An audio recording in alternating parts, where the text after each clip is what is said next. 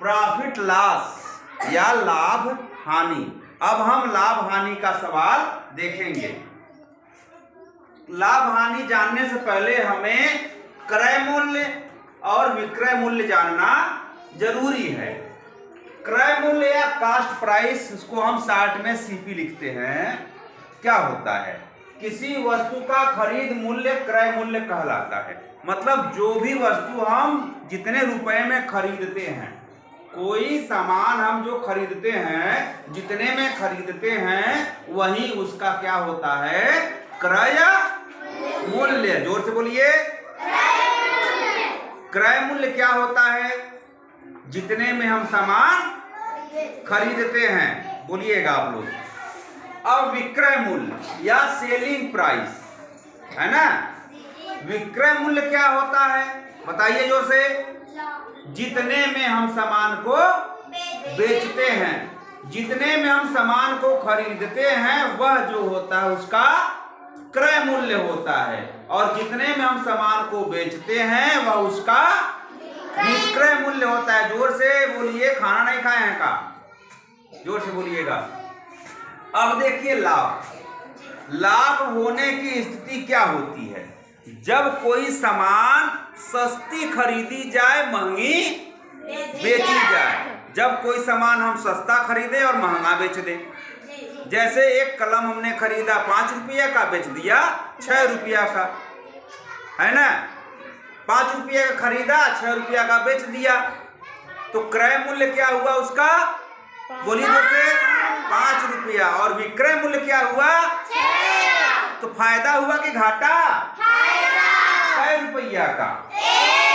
1 रुपया का फायदा। जो फायदा होता है उसी को हम क्या कहते हैं? लाभ। क्या कहते हैं?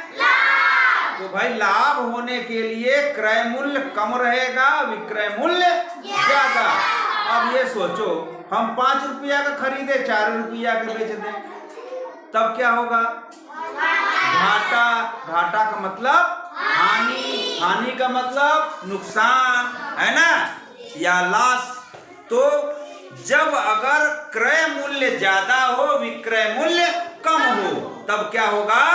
हानि। क्या होगा भाई? हानि। तो देखिए लाभ के केस में क्या होता है? लाभ बराबर विक्रय मूल्य माइनस क्रय मूल्य। मतलब विक्रय मूल्य ज्यादा है, क्रय मूल्य कम है। अब हानि का मामला जब आएगा तो क्रय मूल्य ज्यादा रहेगा, विक्रय मूल्य कम रहेगा। एक सवाल हमने दिया, एक दुकानदार 1 दर्जन केला 50 रुपए का खरीद कर 60 रुपए दर्जन के भाव से बेचता है। तो केले का क्रय मूल्य, विक्रय मूल्य, लाभ या हानि बताइए। अब दुकानदार जो है 1 दर्जन केला खरीदा कितने में? 50। जोर से बोलिए। 50 रुपया में खरीदा, मतलब क्रय मूल्य क्या हो गया? 50 रुपया। 50 रुपये में खरीदा तो क्रय मूल्य कितना हुआ? 50 रुपया। बेचा कितने में? 60। जब 60 रुपया में बेचा, मतलब विक्रय मूल्य क्या हो गया? 60 रुपया।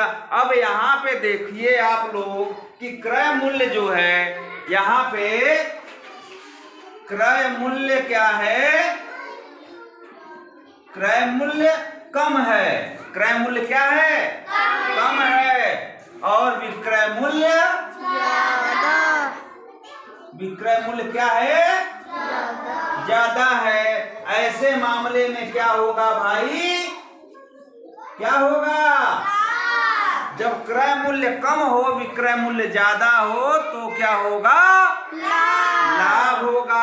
अब तो भैया हम लाभ वाला फार्मूला लिख दिए। लाभ बराबर होता है विक्रय मूल्य ऋण क्रय मूल्य। मतलब विक्रय मूल्य से क्रय मूल्य घटा देंगे तो कितना लाभ हुआ वो हमें पता चल जाएगा। चलेगा कि नहीं? तब देखिए विक्रय मूल्य 60 है और क्रय मूल्य 50 है।